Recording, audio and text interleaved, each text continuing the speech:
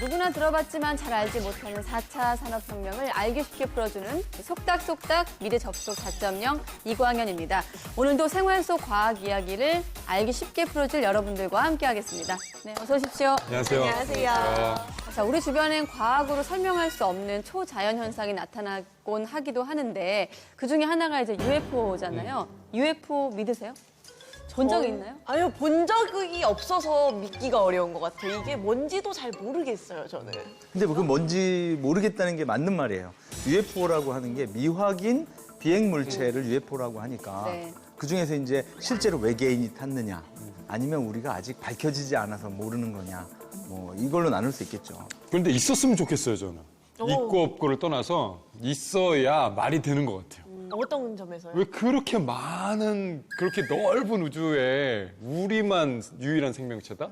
지구에만 생명체가 산다? 이건 확률적으로 좀 말이 안 되잖아요? 근데 제 생각에 그 외계에 뭔가 생명체가 있다고 쳤을 때 그래도 인간이 좀 더 나은 것 같은 건 우리는 우주에 가서 뭐 달도 가고 이렇게 발자취를 남겨서 찾았잖아요. 근데 아직 우리를 찾아온 외계인이 없으면 우리가 좀 앞선 게 아닌가. 찾아왔는데 모를 수도 있어요. 아, 우리가 못 봤다 제대로. 네, 예를 들어서 정문 씨도 학창 시절에 외계인 취급 많이 받았잖아요.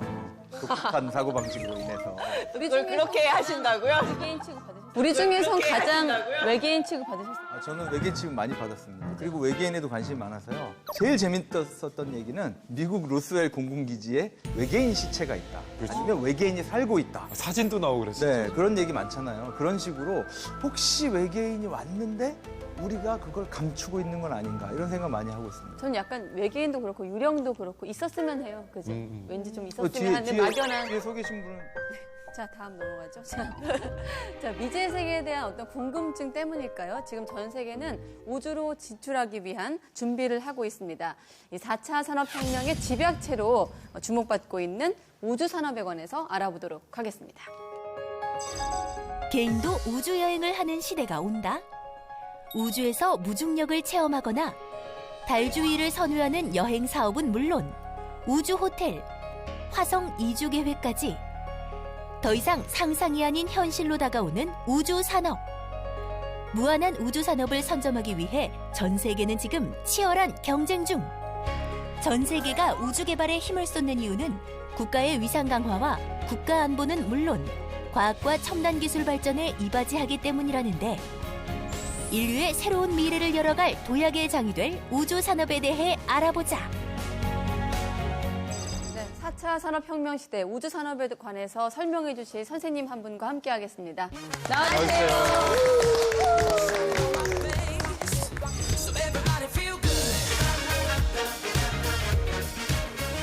4차 산업혁명과 우주산업과 어떤 연결고리가 있는 건가요? 4차 산업혁명이라는 게 이제 새로운 어떤 산업을 우리가 하겠다는 그런 어떤 일종의 새로운 산업적 개념인데 우주 산업도 아마 같은 성격을 갖고 있지 않나 이렇게 생각이 돼요. 가보지 못한 그런 환경을 접하고 거기에서 활동할 수 있는 그런 산업적 기반을 마련해 준다는 그런 입장에서는 그래서 우주 산업을 논한다면 반드시 4차 산업혁명 기술들을 포함해야 되지 않을까 이렇게 생각이 됩니다. 아, 그러면은 지금 우주 개발이 된 지 좀 이제는 역사가 어느 정도 쌓였잖아요. 근데 네. 언제 누가 처음 시작한 거예요, 이걸? 우주라는 거에 대한 그 인류의 그 관심은 굉장히 오래됐어요. 그래서 네. 뭐 잘 아시다시피 이제 1800년도 초에 프랑스의 그 유명한 소설가가 있는데 네. 줄 베른이라고 달나라 여행. 예, 지구에서 달까지 달나라 여행이라는 걸 얘기를 했는데 그게 이제 많은 젊은이들한테 영감을 준 거죠.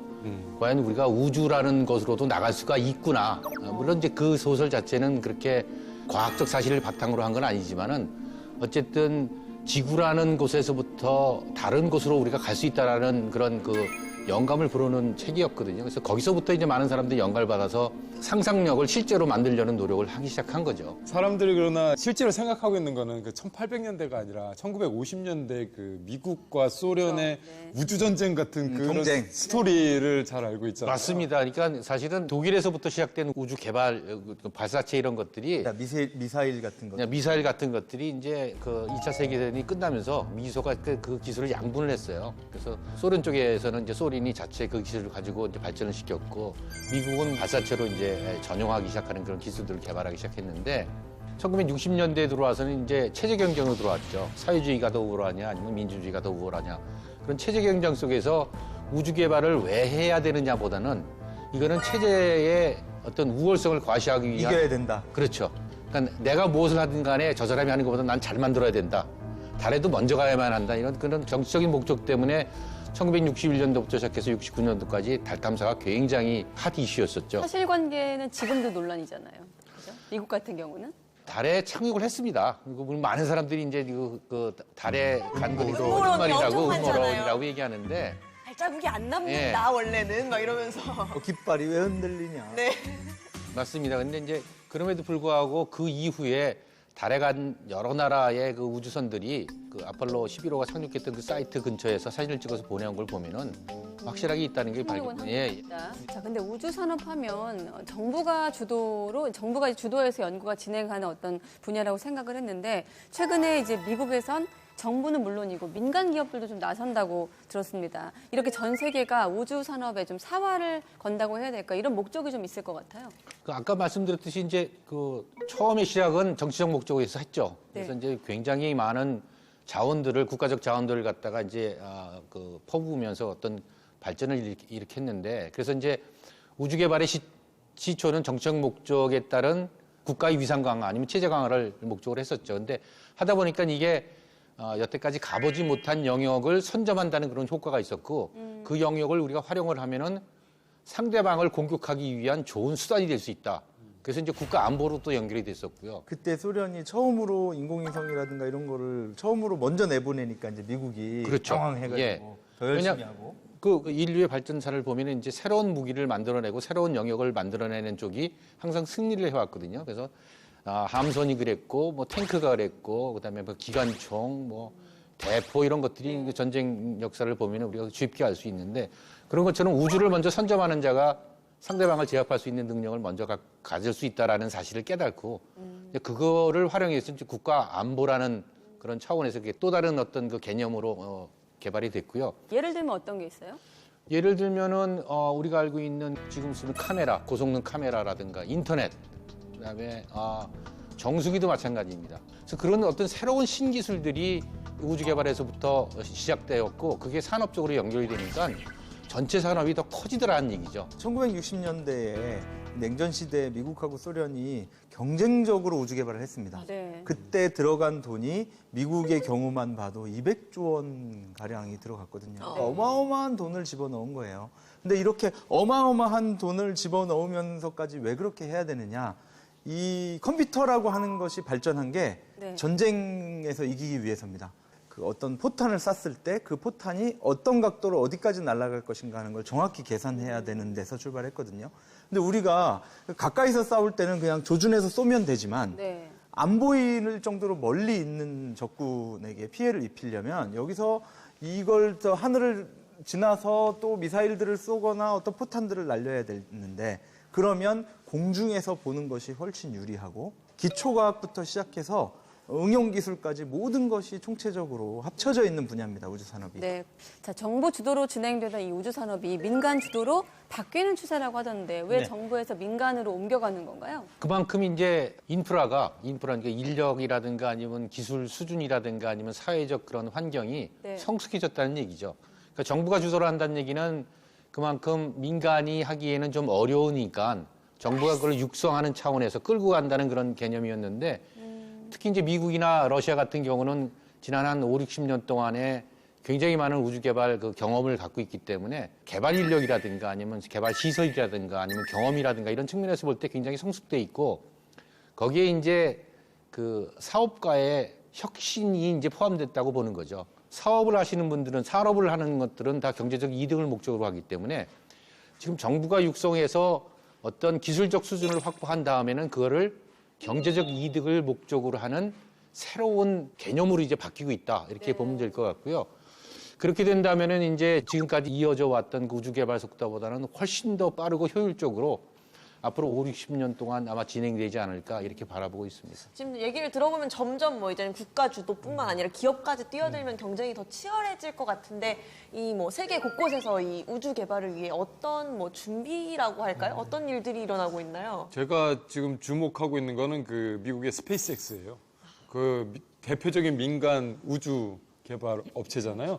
그 여기서 만들어지는 것들을 보면 굉장히 경제적으로 그 포커싱을 하고 있어요. 정부가 하는 거라면 한번 쏘고 말 텐데 이 친구들은 이 경제를 돈을 생각하다 보니까 쏜 거 다시 갖고 와. 또 쏠게. 재활용. 다시 착륙하더라고요. 그래서 그 바다에 그 바지선에 쐈던 로켓이 다시 또 착륙하면 네, 그 이거 미사일 같이 생긴 게 어떻게 이렇게 거꾸로 그러니까요. 내려와서 나는 내가 던진 공을 못 받아서 저글링을 못 하는데 이 사람들은 아니 로켓을 쏴서 그걸 다시 받고 있잖아요. 이거 얼마나 대단한 거예요. 또 이런 뭐 경제적인 측면도 있지만 안전성에는 우려가 없는 건가요? 그 전혀 그렇지는 않습니다. 상관없습니까? 그러니까 그 기술적으로는 이미 굉장히 오래전에 개발된 그런 그 기술인데요. 그러니까 앨런 머스크라든가 그 스페이스X 이런 민간 주도하는 우주 산업체의 특징이 뭐냐면은 네. 이런 혁신적인 기술들을 실용화했다. 그래서 경제적 목적을 추구했다. 라는 사실이 굉장히 이제 혁신적인 거죠. 왜냐하면 그렇지 않았으면은 계속 그냥 안전하게만 가려고 했을 텐데 새로운 기술을 접목하고 새로운 개념을 도입함으로써 이윤을 창출하고 그럼으로써 이제 기술을 더 발전시킬 수 있는 동력을 마련했다는 게 굉장히 중요한 거죠. 중국과 미국뿐만 아니라 여러 가지 민간 기업들도 뛰어들고 있어요. 스페이스X를 말씀하셨는데 한쪽에는 버진 갤럭틱이 있습니다. 버진 항공이라고 해서 그냥 항공사거든요. 네. 그런데 이 기술을 계속 발전시켜서 우주선을 만들어냈고 얼마 전에는 민간인 탑승객을 태워가지고 지구와 우주의 경계선인 그 100km 구역 있는 데까지 올라가서 실제로 그걸 성공시켰어요. 그러니까 이제 우주 여행이라든가 이런 것도 민간 업체에서만 할 수 있는 거죠. 사실 뭐 러시아 또 미국, 중국, 이른바 뭐 G2라고 하는 요즘에 미국과 중국 이런 강대국, 선진국들의 어떤 영역이라고 생각했던 우주 산업이 앞서 말씀하신 것처럼 다국화되고 있다고 하셨잖아요. 네. 그럼 우리도 좀 해볼 만한 분야가 있지 않을까 이런 생각이 드는데 최근에 정부가 대한민국 우주 산업 전략의 핵심이 민간 주도의 어떤 우주 산업 생태계 활성화라고 발표를 했거든요. 네네. 우리는 지금 어떤 상황인가요? 우리가 이제 우주 산업이라고 말씀드리면 이제 일단 우주로 갈 수 있는 능력이 있어야 되고요. 그다음에 우주에서 어떤 우리가 원하는 정보를 획득할 수 있는 능력. 그래서 이제 발사체하고 위성이 필요한 거고. 네. 마지막 세 번째는 뭐냐면 그렇게 우주로 나가서 획득한 정보를 활용해서 우리한테 직접적인 이득이 될 수 있도록 만드는 그런 능력. 그래서 한 세 가지로 나눠지는데요. 지금 그 정부에서 발표한 우주 산업 육성에 관한 정책은 발사체와 위성 개발에 지금 초점을 맞춰져 있는 상태입니다. 그래서 요게 이제 잘 돼서 우리가 우주로 우리 마음대로 나갈 수 있는 능력을 확보를 한다면은 아마 그 후속 단계로는 이러한 획득한 정보를 잘 활용을 해서 국가적 이익으로 변환할 수 있는 그런 능력에 조금 더 초점을 맞춰야 될 것 같습니다. 우리나라가 계속 이렇게 우주에 신경을 쓰고 네. 이렇게 열심히 해나가야 되는 이유 중에 하나는 아까 말했던 중국이 추격하고 있거나 이미 앞서가고 있기 때문입니다.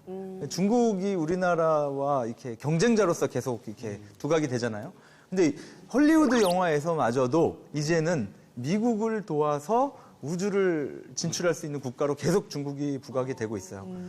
그래비티 같은 경우에도 영화 그래비티에서 산드라 블록이 이제 우주 정거장에서 이제 지구로 다시 귀환하려고 할 때 결국에는 그 중국에서 만든 티엔공이라고 하는 그 우주 정거장에 들어가서 결국엔 무사히 돌아오거든요. 또 영화 마션에서는 화성에 가 있는 사람을 어떻게 데려올 거냐 이 문제가 있을 때 나사가 발사한 우주선이 폭발합니다.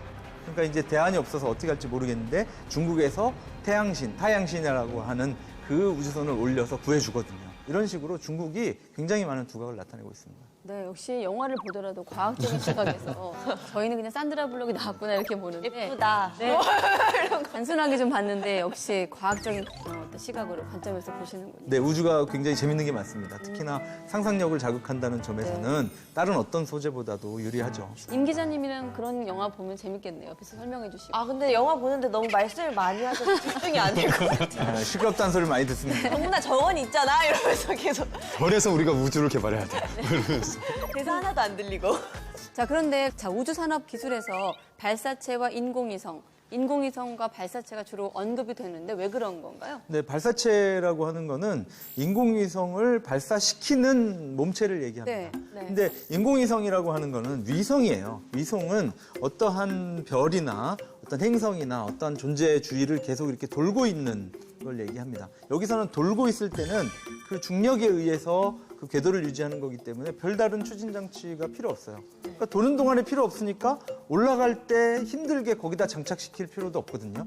그러니까 인공위성을 만들어 놓고 그걸 궤도까지 올려주는 건 발사체가 하고, 그리고 나서 인공위성은 그런 추진체라든가 이런 거 필요 없이 계속 돌고, 이런 식으로 두 개로 분리해서 만들어서 우리가 예전에 나로호 얘기를 했는데 네. 그럼 나로호를 기준으로 봤을 때는 어떻게 되는 겁니까? 발사체와 어떤 그런 개념에서. 나로는 전 세계에서 지금 개발하고 있는 발사체 중에서 아주 작은 거에 속하고요.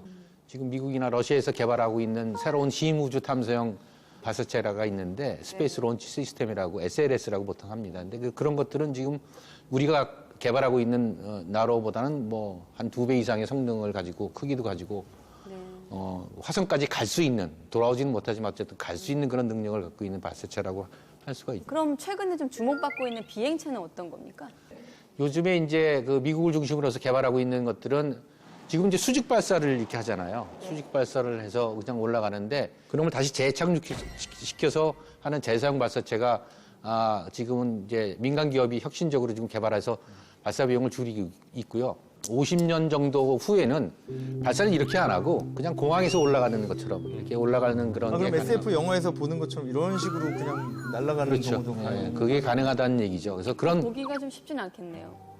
우리 나이로 계산해보면 50년을 50년이라고 해서 50년을 버텨야 됩니다. 어떻게든 버텨야 됩니다. 그걸 봐야 돼요. 울트라 헬스케어에 나왔잖아요. 저희 100세보다 더 살 거예요, 이제. 근데 문제는 그거를 직접 가서 보느냐, 이게 병원에 가서 누워서 보느냐, 이 차이가 있어요.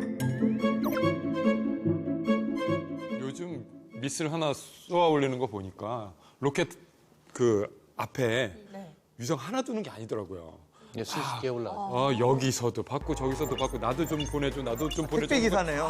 모아갖고 거기다 꽉 채운 다음에 딱 올라가고 푹푹푹푹 나가더라고요. 그러면 이 위성은 저 궤도로 보내주고, 이 위성은 저 궤도로 보내주고, 진짜 우주 택배 그러니까 기사. 이 수지가 맞는 것 같아요. 시가 맞아. 조금 큰 틀에서 얘기를 해봤다면 조금 이제 좀 상업적인 가치에 대해서 조금 얘기를 해보겠습니다. 우주 호텔을 만들겠다, 또 우주 여행 상품도 보여주겠다, 이런 여러 가지 좀 지금 상황에서 보면 좀 엉뚱한 프로젝트가 나오고 있는데 실현 가능성이 있다고 보세요, 전문가로서? 충분히 있습니다. 비행기 타는 게 한 3, 40년 전만 하도 굉장히 어려운 일이었잖아요. 그리고 한 20년 전만 하더라도 비행기 타고 나 제주도 갔다 왔다 그러면 와, 니네 집 잘 사는구나 이랬는데 지금은 아르바이트 해가지고 그 동남아 여행 가잖아요. 네. 그런 것처럼 이제 보편화되기 시작했는데 그만큼 비행기 가격이 탑승 가격이 싸졌다는 의미도 되는 거거든요. 그러니까 발사체 가격이 싸진다는 얘기는 그 우주로 접근할 수 있는 횟수가 가능성이 좀 더 높아진다는 얘기고요. 그러면은 사람들이 많이 가면 거주할 공간이 필요할 거고, 그럼 당연히 우주 호텔이나 아니면 새로운 어떤 산업적 형태가 나타나지 않을까 이렇게 보고 있어요. 그러면 몰디브에 가가지고 모히또 한잔 하는 게 아니고 우주 호텔에 가가지고 오늘은 우주식을 달로 가자. 수요는 확실히 있는 것 같아요. 왜냐하면 그 버진 갤럭틱 그 대기자 명단 보니까 뭐 몇만 명이 막 줄 서 있어요. 번호표 받고 기다리고 있는 거예요. 지금은 가격이 막 수십억 원 네. 협박을 하고 뭐 많을 때는 10억, 100억 100억, 원까지도 접수하고 하는데, 그런데 제가 만약에 돈이 엄청나게 많다. 네. 그러면 우주여행 한번 나갔다 오는데 한 뭐 2, 3억 원 이 정도 한다. 그러면 갈 수 있을 것 같아요. 왜냐면 너무너무 가고 싶어 하는 곳이잖아요, 사람들이. 우주에 나갔다 온다는 건 자기가 어디를 가는 거하고는 완전히 다른 얘기죠. 죽기 전에 한번 가보고 네, 싶은 그렇죠. 건 그러면 여름에 자기 전 재산을 투자할 만하죠. 나 여행으로 뭐 어디 갔다 왔어. 이러면 난 우주 갔다 왔어. 이러면서. 난 태평양에서 뭐 마시고 있었어. 난 태평양을 보고 있었어. 이렇게 너 보는 거죠. 보이더라, 거기. 위에서 보고 있었다. 네. 자, 그럼 우주 여객선이 만약에 생긴다고 하면 어떤 모습일지 한번 생각해 볼까요? 저는 도넛 같이 생겼으면 좋겠어요. 왜냐면 일단은 그 동그란 UFO에 대한 환상을 사람들에게 이게 만족시켜줄 수 있을 모양일 것 같고. 대신에 저걸 도넛을 잘못하면요 바깥에 풍경이 계속 돌아가. 어지러워. 정신이 없는 거죠. 놀이공원 회전컵 탄 것처럼. 그리고 또 하나는 그 중력이 없으면 되게 신기하기도 하지만 너무 없으면은 되게 힘들어요. 그럴 때 중력을 좀 만들어줄 수 있는 구조이기도 하잖아요. 이렇게 돌면서 원심력으로. 아 그러면 이렇게 옆으로 뛰어가는 거죠. 우주정거장처럼. 지금 모든 얘기가 다 가능한 얘기인가요? 지금 네, 다 가능합니다. 그러니까 이 가능하다라는 얘기는 뭐냐면 해본 적이 없으니까 다 가능하다. 좋아하면 만들 수 있다. 아무 얘기나 막 하는 거야. 자, 우리나라는 우주산업 기술을 활용해서 어떤 산업을 좀 성장시킬 수 있을까에 대한 좀 궁금증도 있거든요. 지금 이제 현재 우리나라가 전 세계적으로 유명한 거는 뭐 잘 아시다시피 IT 산업 아닙니까? 네. IT 인프라를 가지고 있고 스마트폰 전 세계 1위고 반도체 생산 전 세계 1위, 2위를 다투고 있는데 결국 그런 것들이 특성화가 되는 우주 개발이 돼야 되지 않을까. 그래서 앞으로의 우주 개발의 형태는 어느 국가가 한 국가가 독자적으로 할 수 있는 게 아니고 여러 나라가 국제적 협력을 통해서 어떤 목적을 동시에 달성하려는 그런 협력 형태로 나가고 있는데 그런 협력 형태에서 우리나라가 내세울 수 있는 장점이 부각이 돼야 되지 않을까. 그런 거를 본다면은 아까 조금 전에 말씀드린 대로 우주 IT, 뭐 우주 통신, 네. 우주 반도체 이런 쪽으로 우리가 좀 특화를 한다면은 그러면 전 세계에 우리가 대한민국은 이런 면으로 우주 개발의 한 축을 담당하고 있습니다라고 자신 있게 말할 수 있지 않을까 이렇게 생각을 하고 되게 있습니다. 더디다고 생각했는데 교수님 말씀을 듣고 보니 좀 대한민국 국민으로서 좀 우주에 관련해서 자신감도 좀 생기는 것 같아요. 인공위성을 통한 서비스라고 하면 어떤 곳에 활용할 수 있을까요? 네, 그렇고 인공위성만을 생각하면은 통신까지만 생각을 해요. 네. 보통은. 그런데 더 중요한 거는 인공위성이 위에서 이제 뭘 할 것이냐를 곰곰이 생각해 보면 어떤 사진을 찍는 그런 활동들을 되게 많이 하거든요. 네. 지구를 보고 있는 거죠. 지구를 밖에서 보면 뭔가 더 잘 보이는 그게 거니까. 구글 맵도 뭐 그렇고 그런 것도 아닌가요? 있고 매핑을 통해서 여러 가지 서비스를 할 수 있는데 인공지능이라는 것을 곰곰이 들여다보면 사실은 이미지를 통해서 많은 서비스를 만들어내고 있는 거거든요. 음성도 사실은 이미지를 응용한 버전일 정도예요.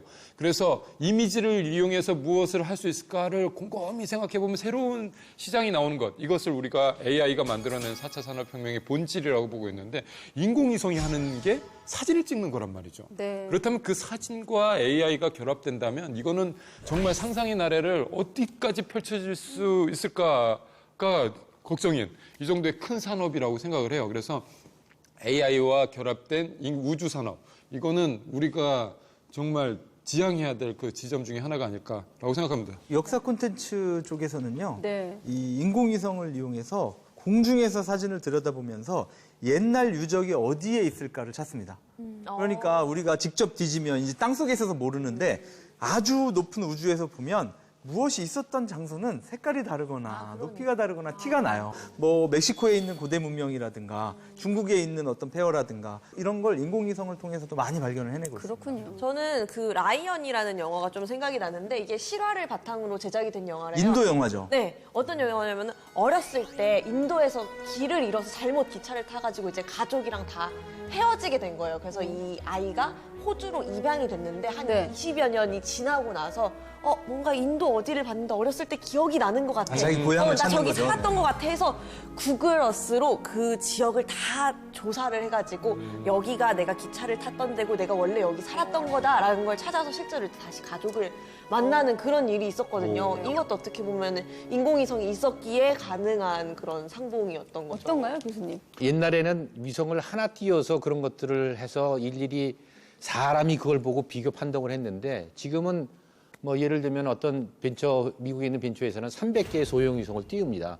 300개의 위성을 띄우면 그 각 위성이 2시간마다 한 번씩 지구를 돌아요. 근데 그렇게 찍어서 내려보내는 정보를 갖다가 분석을 해야지만 우리가 그전과 지금과의 차이를 알 수 있는데 그건 사람이 할 수가 있는 일이 아니고 아까 한 교수님 말씀하신 것처럼 AI가 관여를 하지 않으면 정보를 끄집어낼 수 없는 게 되는 거죠. 근데 그런 것들이 지금 현실화되고 있고 그래서 그런 거를 활용해서 지금 지구 전체에 일어나는 작황, 가뭄, 홍수, 산사태 뿐만 아니라 그다음에 뭐 북극의 그 최단 항로를 예측하는 거라든가 심지어는 뭐 미국에 있는 그 굉장히 큰 백화점이 망했는데 네. 이 회사는 그 백화점이 망할 거를 몇 년 전에 알았어요. 어떻게 알았냐면은 그 위성망을 통해서 그 백화점 앞에 주차하는 주차 대수를 갖다가 미국 전역에 걸쳐서 확인해가지고 매출이 줄어들고 있구나를 계속 확인한 거죠. 오히려 빅데이터보다 더 상위 개념이네요. 그러니까 빅데이터는 지구에서 일어나는 거고 네. 우주에서 일어나는 거는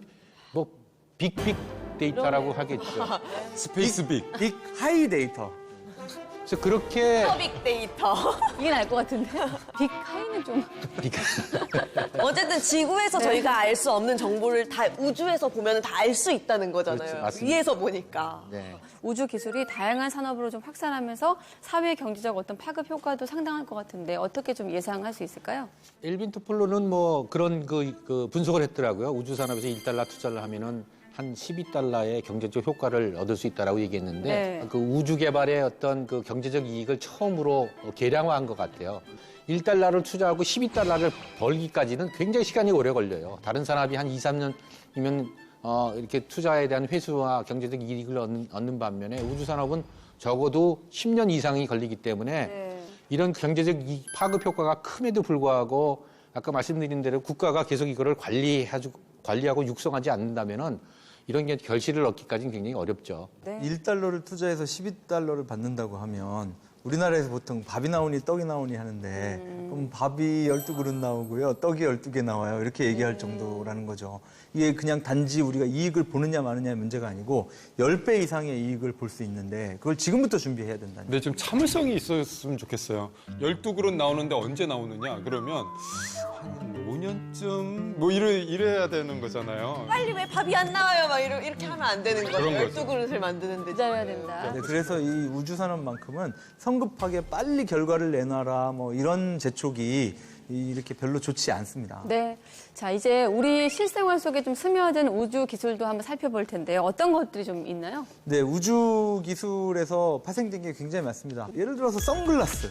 우리가 이제 자외선을 막겠다, 뭐 밝은 빛을 막겠다고 네. 하고 쓰는데 네. 이게 사실은 우주 비행사들이 대기가 없는 곳에서 직접적으로 들어오는 빛이나 광선을 막기 막기 위해서 위해서. 처음 쓰기 시작한 거거든요. 그다음에 평면 TV 같은 경우에도 디스플레이 두께가 점점 얇아지고 있거든요. 옛날에는 브라운관이라고 해가지고 이 뒤통수 뒤에서부터 이만하게 거. 그죠? 뒤통수가 이렇게 튀어나온 이런 TV를 썼었는데 이게 우주선에 넣으려면 너무 공간 차지를 많이 하니까 어떻게 하면 얇게 만들 수 있는가? 그래서 그 경쟁을 하다가 이제 평면 TV가 나오기 시작한 겁니다. 처음엔 좀 그 뒤통수가 없는 게 어색하긴 했어요. 네, 그렇죠. 뭔가 그러다가 있어야 이제 안심이 되는데. 네네 PDP라든가 이런 중간 단계에서 점점 얇아져서 지금은 뭐 아예 그 말아서 집어넣는 그런 정도로 얇아졌잖아요. 네. 근데 이런 가전 제품뿐만 아니고 아이들을 위한 분유, 이유식 이것도 우주 기술에서 나왔습니다. 우주에서 먹으려다 보니까 보존이 오래돼야 되고 그러다 보니까 이제 분유처럼 수분을 없애서 보관한다든가 아니면 이유식처럼 요만하게 포장해서 바로 뚜껑 따서 먹을 수 있게 이게 전부 우주 기술하고 연관된 거죠. 그것뿐만 아니라 이제 로보틱스 쪽에서도 굉장히 많은 도움을 받았어요. 그 우주선, 우주정거장에서 그 뭔가 고장나면 어떻게 해요?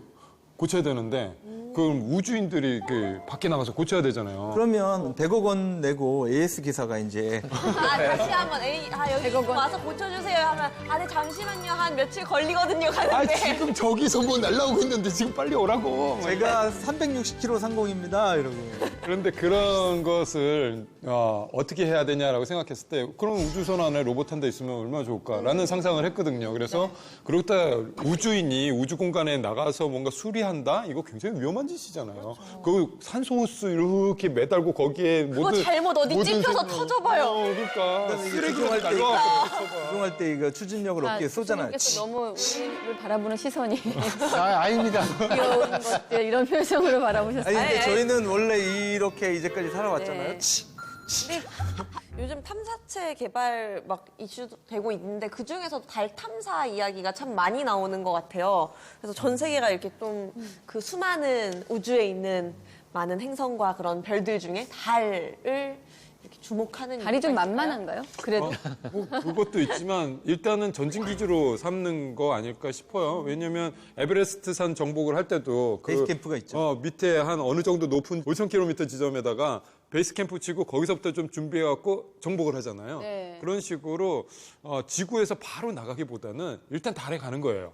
베이스 캠프가 되는 거죠. 그러면 달은 중력도 좀 약하고 그래서 달에서 뭔가 시작하기엔 또 쉽잖아요. 그리고 지구의 중력도 이용할 수가 있게 되고 그래서 전진 기지로서의 가치가 굉장히 올라가고 있고 그리고 또 하나는 달에 희한한 광물들이 좀 있다고 그러더라고요. 그래서 지구에서는 없는? 캐기도 어렵고 희귀한 광물들이 달에 이제 있으니까 거기서 이제 가져오면 그런 것도 돈이 있고. 좀 그러면 이제 있네요. 연료 삼아서 저는 광석이라고 하길래 또 주얼리로 생각했는데. 그런 것도 봤어요. 거대한 다이아몬드 행성. 그거 줄리에 나오는 거잖아요, 깐다비가. 그런가요?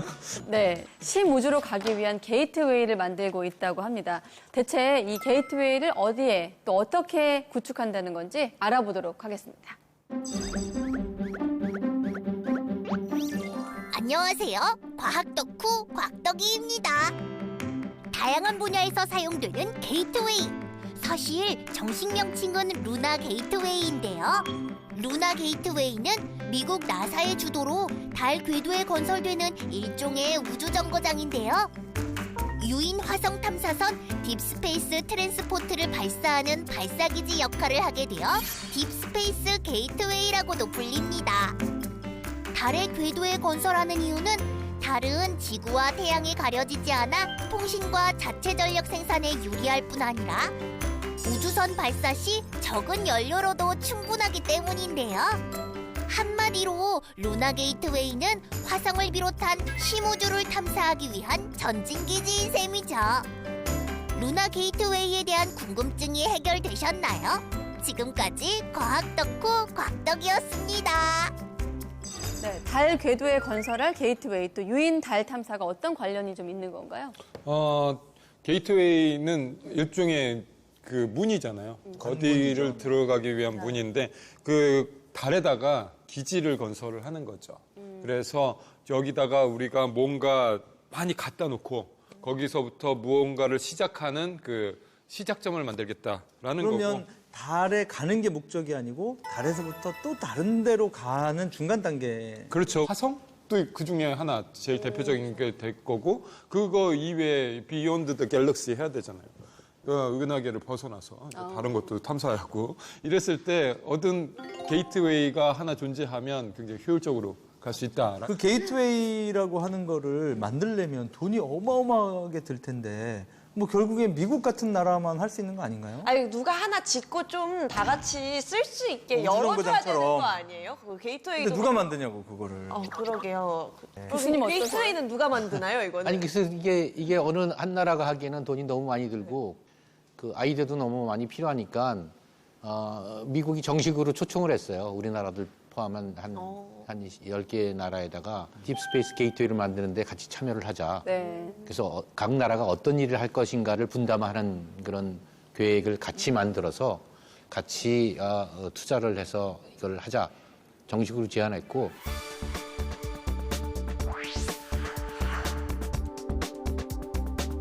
우리나라도 정식으로 초청받아서 아마 얼마 전에 그 타당성에 관한 그 의견을 교환한 거로 알고 있고요. 네. 그래서 우리나라가 이제 참여를 하게 되면은 이제 우리나라가 어떤 일을 담당할 것인지를 결정하고 그 부분을 우리가 좀 개발을 해야 되겠죠. 근데 저는 개인적으로 아까 말씀드린 것처럼 우리가 IT 쪽을 잘하니까 통신, 인터넷, 인프라 구축하는 거, 그다음에 그거를 활용하는 뭐 3D 프린팅을 한다든가 이런 것들이 좀 주가 되지 않을까 이렇게 생각이 돼요. 사실 요즘에 화두는 또 화성인 것 같아요. 네, 예, 최근에 예. 예능 프로그램에서는 진짜 화성은 아니지만 화성에서 또 살아보는 걸 체험하는 혹시 네. 보셨어요? 예, 예능 봤습니다. 프로도 네, 있었고 네. 어떻습니까? 지금까지 그 얻은 정보에 의하면은 거주 가능이 충분하다고 지금 보고요. 이제 그 이유 중에 하나가 온도 변화도 다른 행성에 비해서 그렇게 크지 않고, 그다음에 비록 이제 이산화탄소지만 대기도 존재하고, 그리고 제일 중요한 건 이제 물이 있다는 사실입니다. 근데 표면에는 없지만 이제 극지방이나 아니면 깊은 곳에 물이 있다라는 게 이미 밝혀졌기 때문에 네. 인간이 거주할 수 있는 기본적인 조건은 확보됐다 이렇게 보고 있어요. 그래서 그러면 영화 마션에서처럼 네. 자기 대변을 받아다가 막 걸음으로. 퇴비로 쓰고 뭐 이러지 않아도 되는 거네요.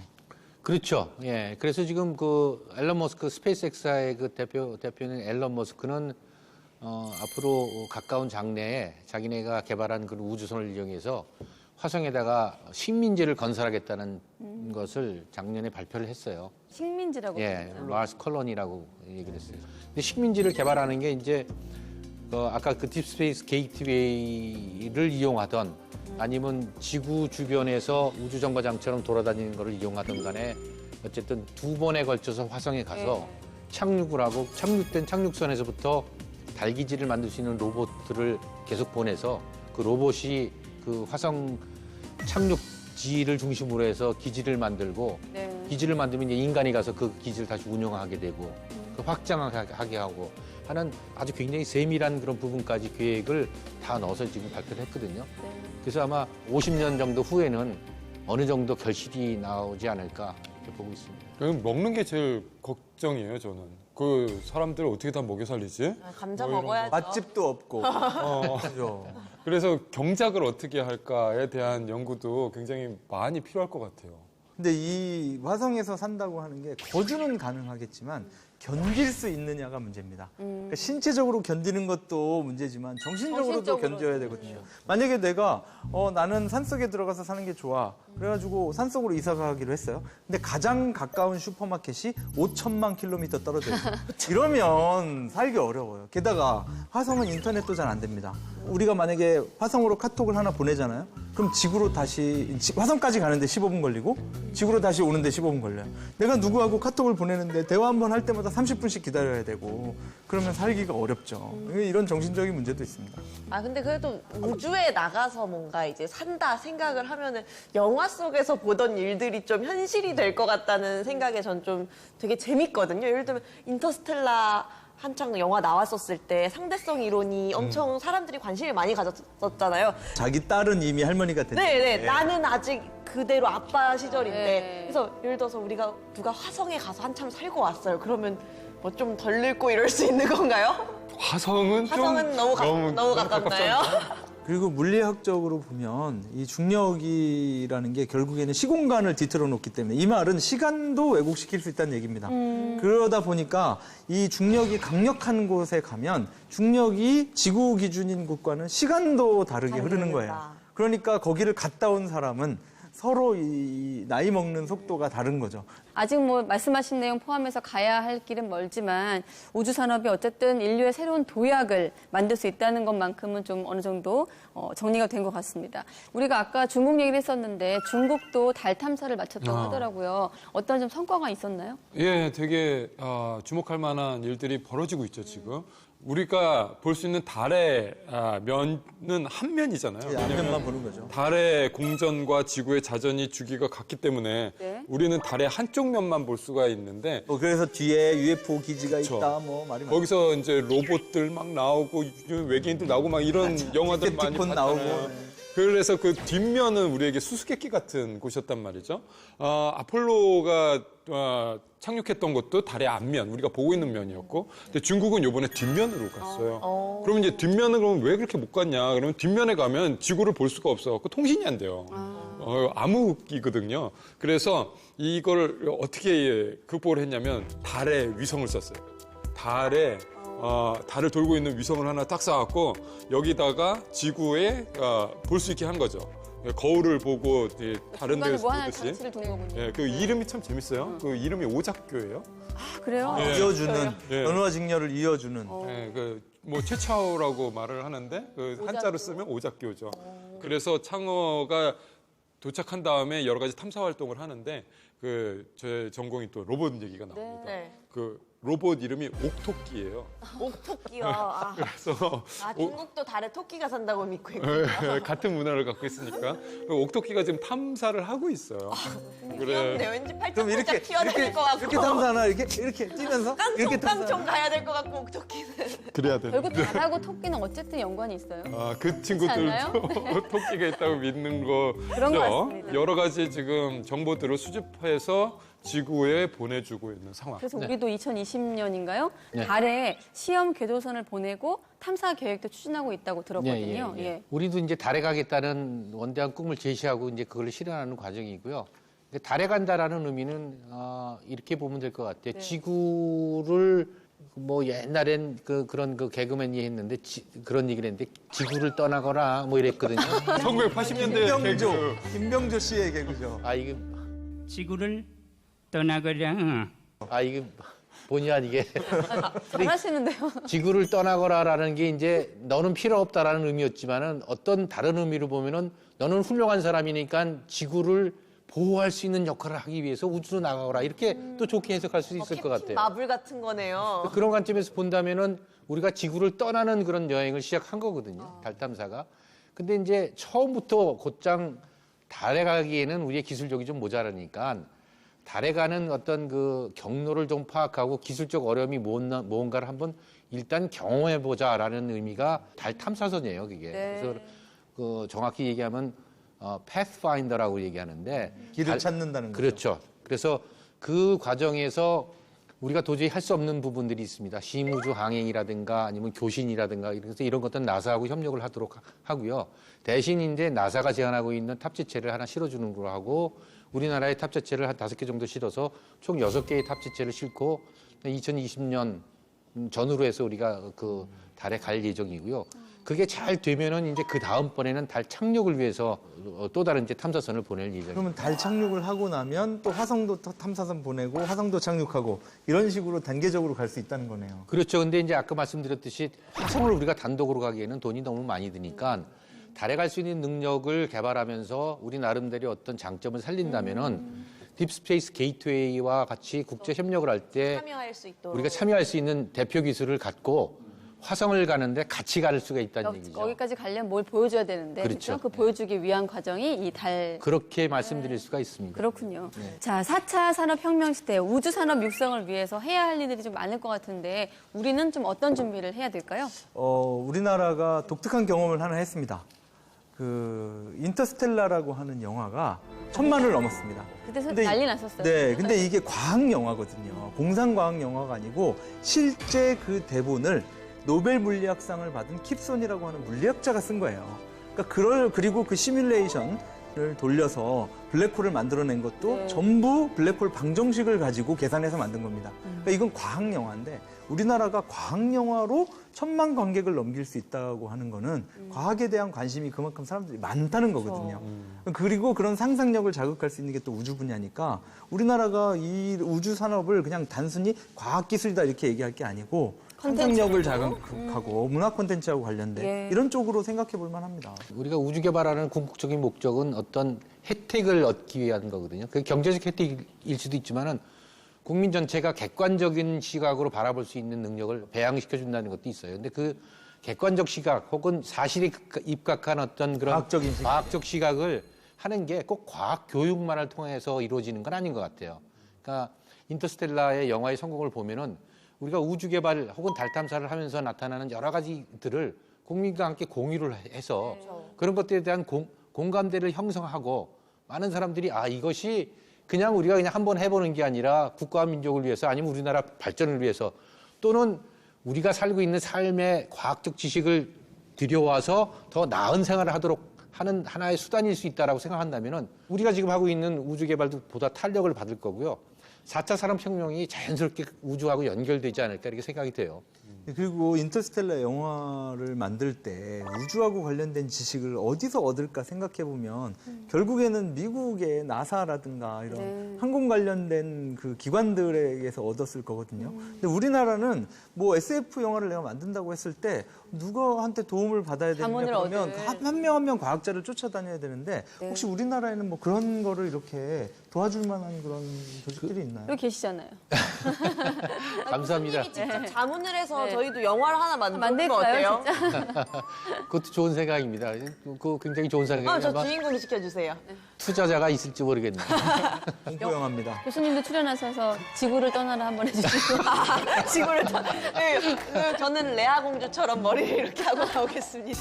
저번에는 스마트 시티 광고 모델을 노리더니 이번에는 영화 주인공까지? 인터스텔라의 네, 주인공을 우주 정복을 노리고 있습니다 지금. 네. 교수님도 혹시 뭐 우리나라가 좀 준비해야 될 게 있다면 로봇인가요?